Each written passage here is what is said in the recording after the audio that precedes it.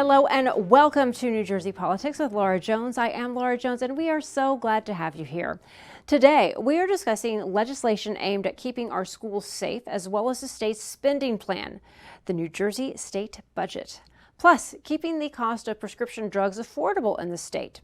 Assemblyman John McKeon has proposed legislation establishing a prescription drug affordability board, and he's standing by. First, we have Senator Declan O'Scanlan here. He is a Republican who represents New Jersey's 13th legislative district, which includes parts of Monmouth County. All right, Senator Declan O'Scanlan, thank you so much for taking the time to talk to us. It's good to see you. Same here. Good to see you. I think what is on the minds of so many people is we hear about this time of year should be a time that we're celebrating the end of school and graduations, but across the country there have been school shootings. People go to the grocery store, and it's awful. And people then look to lawmakers and are saying, you talk the talk, nobody's really doing anything specifically about school safety. So what can you tell us about how New Jersey lawmakers are looking at this issue? Well, we're looking at it pretty deeply with the goal to not just be providing lip service, right? And putting things in place that might sound good, but really not make any impact. So we're looking at some of these incidents and the tragedy in Uvalde and Albany and now others. And we're trying to figure out where we lack, where can we do better? What were the flaws in the reactions in these places, particularly Uvalde, because we're talking about school safety and our children. So in looking at that, the first thing came to mind was what happens in an incident and is there enough training? Do people reflexively know, the adults in the building know what to do? So we come up with a package of bills that would ensure proper training. It isn't sexy, but it would make a big difference. It's sounding like one of the key critical mistakes or flaws in the initial moments of Uvalde unfolding was someone not checking that a door was locked. These things need to be 101 in emergency response or intruder response or potential intruder response or threat response. So we've got a package of bills that would ensure training for every adult in every school building to make sure that everyone is on the same page, knows their role, and knows how to react in such a situation. Then we would insist that those best practices are shared with the Department of Education and then shared with other districts so that we spread those best practices out throughout, God willing, every district in the state. We do the same thing with police training to make sure that that's uniform and required, because we saw just a horrific flaw there. So we're doing those sorts of things. We're also ensuring that the Attorney General will formulate a way for folks to be able to anonymously report threats or people that they believe to be threats. So we're approaching this from a really practical perspective, not a sensational one. And I think it could help. You're never going to plug every hole. It's impossible. There's so many methods of access. There's so, unless we're going to turn our schools into prisons, you're never going to be able to completely eliminate every threat. But we think this will make a real difference. After tragedies happen, a lot of the people always are disagreeing. They're fighting about, well, this gun measure should happen, this should not happen. But from your perspective in the legislature in New Jersey, do you all agree upon more than you disagree upon? Because, again, it's those other headlines that take up a lot of the dialogue. But I'm curious in reality, when you're meeting with your colleagues across the aisle, do you agree upon more or, what's going on? I think we agree more than we disagree, but there are areas of sharp disagreement. Look, particularly over guns. I happen to be a backer of Second Amendment rights, but I've said publicly, look, the left needs to understand that we can't legislate away all risk. The right needs to understand that there are some things we can legislatively address and then bring everyone together. The governor has a package of gun bills. Many of them wouldn't have made any difference in virtually any of the shootings that we've seen in the past weeks. Some measures we need to talk about, and everyone needs to be willing to come to the table and have these practical discussions. We shouldn't enact laws just to make us feel good that won't make any difference. But we shouldn't refuse to even talk about legislation that might make a difference. So I hope to be one of the voices of reason, bringing people together for these discussions. And ultimately, there are a batch of us that I think are willing to be these practical voices. Okay, we're going to shift gears and talk a little bit about the state budget. We have the June 30th deadline. It is looming. New Jersey state constitution says we have to have a balanced budget by June 30th. Now, Senate Republicans, they've already distributed their budget resolution, and it kind of looks at their proposal to Governor Murphy's 2023 budget. And you're saying Democrats haven't come forward with their own proposals to make that public. So can you tell us where we are, because the clock is certainly ticking? It is. And look, the Republicans are pushing for more transparency. We are not in an emergent budget situation as we were 2 years ago, 2.5 years ago, an emergent budget situation with uncertainty. Again, it's not emergent, and we know where our numbers are at this point, despite the administration's reluctance to be honest about those numbers. We have an obscene amount of taxpayer money in New Jersey government's possession right now that we have no business hoarding. We need to have a healthy surplus, and the Republican budget alternative provides for building a healthy surplus. I hope this wind is not too much in my speaker here. Oh, you're fine. It's a beautiful day out, so I'm not going to apologize for that. Yeah. But Republicans have put out one of the most comprehensive alternative budget plans. Republican Senate Budget Committee members, one of the most comprehensive alternative budget plans in history, actually. And we're insisting or pushing our Democrat friends on the Budget Committee to do the same, to talk about how they would modify this budget, to talk about the recommendations that they are making to the budget and additions that they're requesting. Republicans have always stood for being fiscally responsible, leaving as much money in the hands of taxpayers rather than government as possible, while still having a healthy surplus. Our budget plan does that. It also recognizes that people are struggling. So giving back some of this obscene, almost $12 billion. I mean, it's a crazy amount of money that we need to resist squandering. Right. So we have a surplus right now because more revenue came in than was expected. The governor has said, hey, we're going to give some of it back, upwards of $700.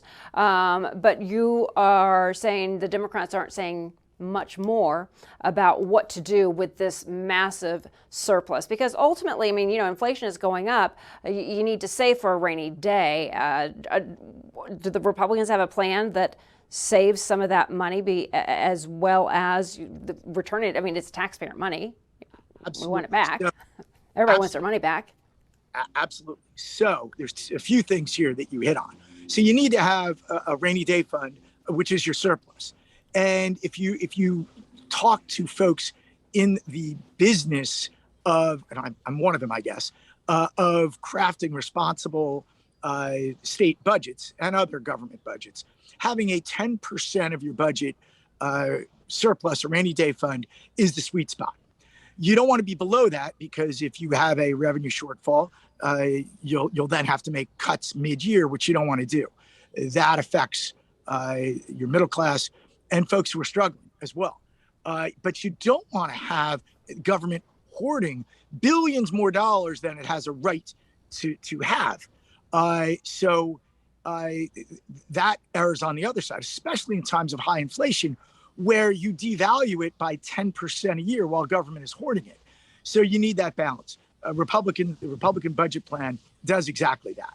It hits that sweet spot. Also, by the way, in times like right now, we know people are struggling. They're struggling with inflation. They're struggling with huge and escalating gasoline prices, which affect everyone.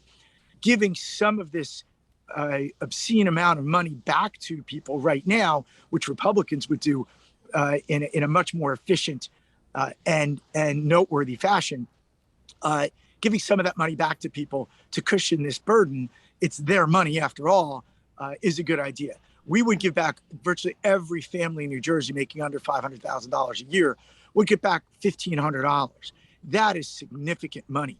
The governor's plan would be a fraction of that. That would make no difference for another year, by the way. They wouldn't see anything with the Republican plan. They'd see a check right now. And then it would be the governor's plan would ramp up over the following 3 years. That is not the relief that people are looking for right now. Yeah. So the Republican plan on every level is better. It's more business friendly. It would avoid what are massive tax increases on our businesses and job creators. And we'd be following many other states using federal dollars to avoid these massive tax increases that the governor denies exist, but unquestionably do. So our plan is a good one. It's solid. It's fiscally responsible. It plans for a potential revenue fall off next year and the following year, but it also gives back a substantial amount of this money that we have no business having in the first place. Now, you're concerned that the Democrats have not revealed their alternative to the governor's budget. Now, correct me if I'm wrong, resolutions, they have to be submitted 14 days before the budget is passed. So there's a little bit of time, not a lot, but the public is entitled to see it. Are you concerned about the deadline? I mean, this is nothing new in New Jersey. It's the same every year. It's always due on, it's like people being surprised that Christmas comes on December 25th in New Jersey. The budget has to be passed by June 30th. It's true. And it's really the last few years that we've seen a trail off in anybody obeying the rules. The administration breaks rules regularly. And our friends on the other side of the aisle, I think last year, I don't think we saw their budget resolutions until after the budget was adopted. So there was no plan. There was no public discussion of the construction of the final budget last year. There's no excuse for that. Our system is designed to be transparent, to include the public, and to have the public at least have some time to digest these modifications and weigh in on these pet projects that so many folks want to sneak into the budget. There's no excuse for that. It shouldn't be. And even though sometimes, even if the information is available, the public doesn't always have the time to go through it. So if you could, from the Republican side, final thoughts here, what are the biggest concerns you have about the budget as Governor Murphy proposed it as it stands now? My biggest concerns are that we won't avoid these massive job-killing tax increases, and we won't give enough money back to residents to substantively cushion the blow that they're all facing right now with high gas prices and inflation. It's that we will hoard many billions more dollars within state government than we have any business keeping for a rainy day, that far exceeds what our surplus ought to be. Those are my main focuses. And then long term, that we won't make some of the structural changes to our budget that will come back to haunt us. We have a structural deficit. We're going through some crazy gyrations in revenues right now, but none of that changes the fact that we have a long-term structural deficit that if we don't address, will absolutely come back to haunt us, come back to haunt taxpayers, and come back to haunt people that depend on New Jersey government for services. So those are my critical concerns. Senator Declan O'Scanlan, thank you so much for taking the time to talk to us, and you enjoy the rest of your beautiful day. Thanks for having me. Appreciate it.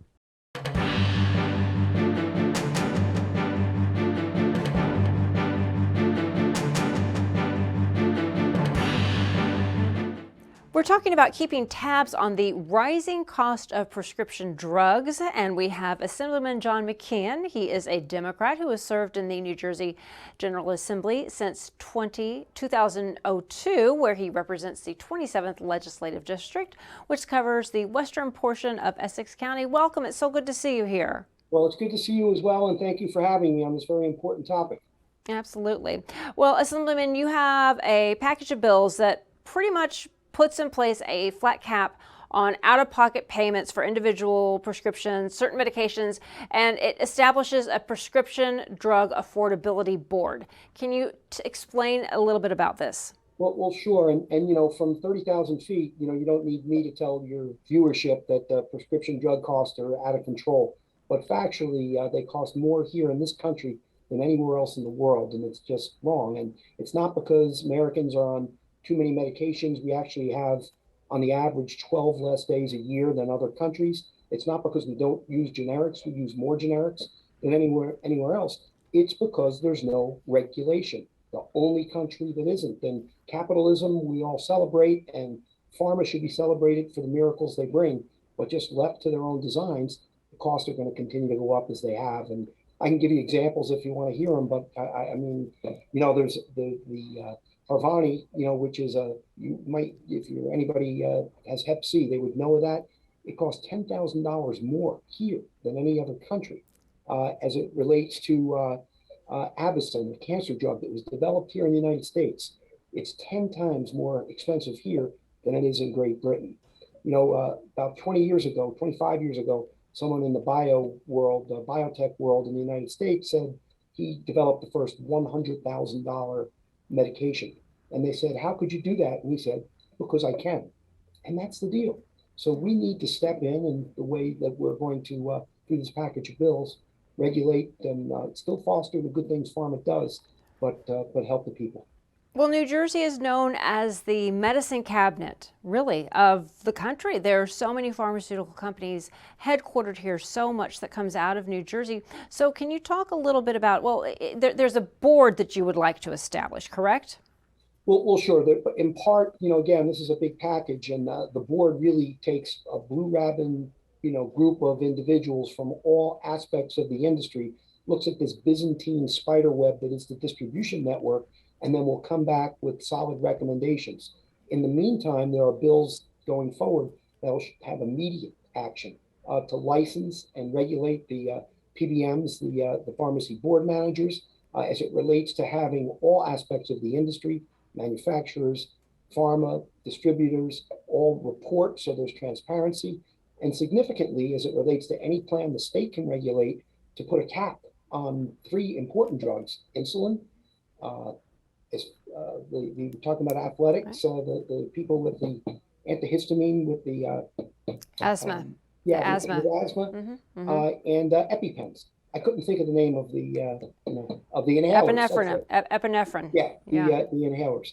Right. And if we want, we can get into those numbers. But if you don't mind, let me tell you about a couple of constituents of mine. One of them was just 37 years old, and what she said to me is, "I didn't cry when I was diagnosed with multiple sclerosis. I cried when I understood the financial toxicity." I have another constituent, 34, on insulin dependent. She will be for the rest of her life. She saves all of her empty bottles in the refrigerator, uses a syringe when she could just get the drop out of all of them just to make one. You go to seniors now, 1 in 4 of seniors, 1 in 4, that's astounding, are not taking their full prescriptions. They're just taking part, not even filling them and going with over the counter. That's wrong for a country like ours. How much of this has to do also, pharmaceutical companies will often offer a coupon, or they might even offer assistance. So, like I said, there's so many pharmaceuticals based here in New Jersey, working with them. You don't want them to leave the state, right? We want to keep our the companies and our employers. And so how are you working with them, or are you able to work with the pharmaceuticals in striking that balance? Mm-hmm. There are some aspects of the legislation that they push back on, and others that they welcome. Because truth be told, this isn't as much about pharma as it is the distribution network.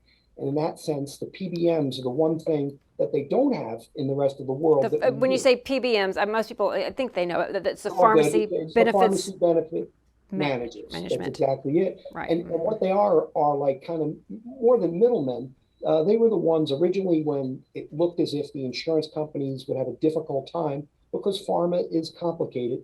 The PBMs were created as it related to kind of being that bridge between the pharma company, the manufacturer, and the insurance company, and ultimately to the drugstore.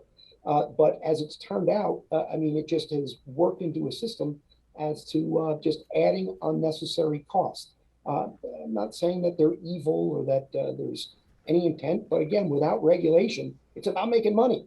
And that's what's going on. And that's the difference. And that's why we have to step in.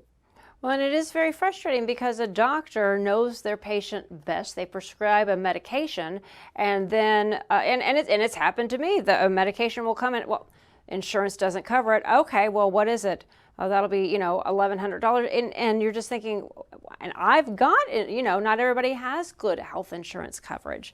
So you think it's more these the extra red tape, these PBMs.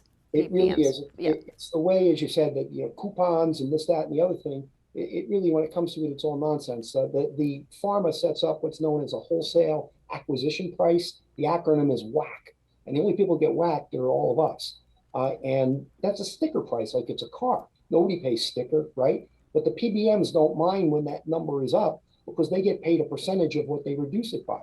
So it becomes a self-fulfilling prophecy in a cycle that just ultimately ends up with the consumer on the wrong end. Listen, Right. our Congress should be listening to the people.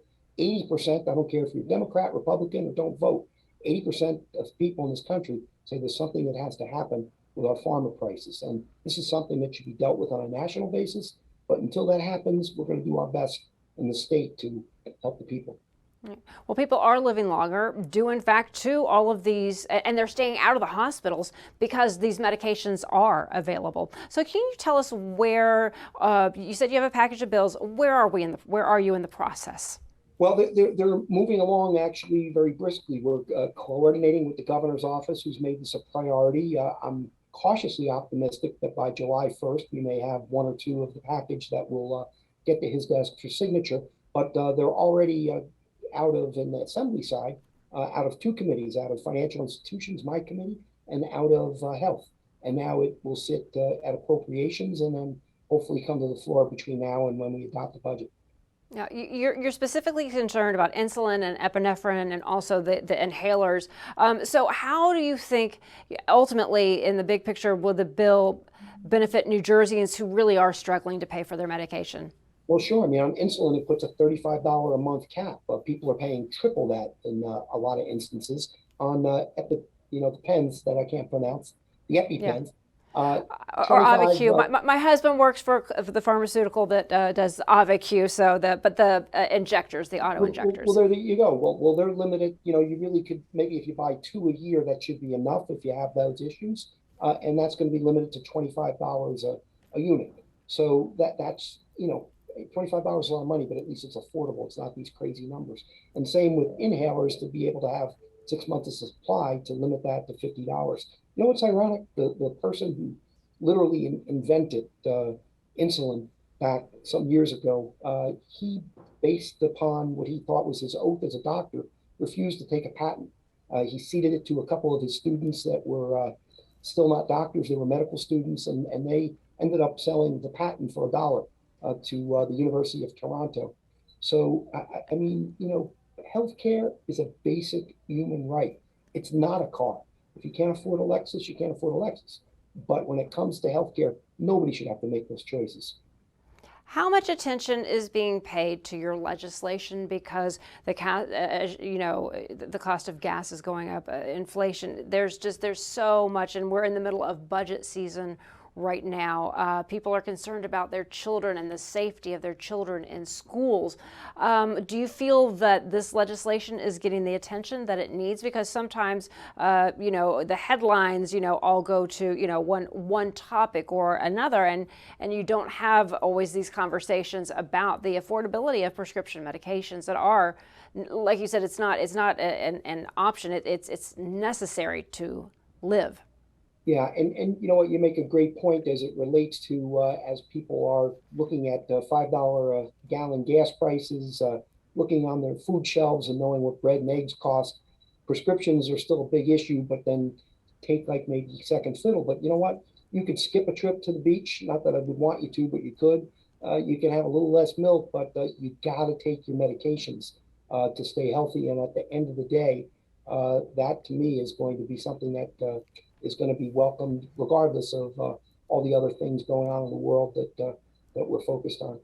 I would also think that if you are missing your medication, if you're not able to afford the medication, ultimately somebody's going to end up paying, because sadly people will end up in the hospital, and then then it's going to be even more expensive. It just seems like a very domino effect. There's no question that that's the case. As always, being healthier is the way to save money in the long run, and that's going to have that kind of impact. The American Medical Association and our state doctor associations are all over this, saying, "Gosh, I'm prescribing medications to someone I'm taking care of, and I find out that they're not taking them," just like you referenced before. And I'm going to emphasize again, I think pharma, especially coming out of COVID, the miracle of vaccines and all those lives it saved. New Jersey is the medicine chest of the country, if not the world. We celebrate them. But this is about something more as important. And pharma's not going to go anywhere. They're going to stay here in New Jersey. This law is going to be, regardless of where a medication is produced, would still apply to them. So we will continue to put our arms around pharma and make them an important part of our economy. But this is about the people that they serve. All right. Well, so we thank you so much for taking the time to talk to us, and we hope that you come back and keep us updated on the legislation if and when it gets signed, and let us know how it's impacting those you represent and those here in New Jersey. Well, thank you so much. Well, thank you so much, and continue to do the great work you do for us. Well, thank you. And that will do it for today. Thank you so much for joining us. I'm Laura Jones, and this has been New Jersey Politics. We'll see you next time.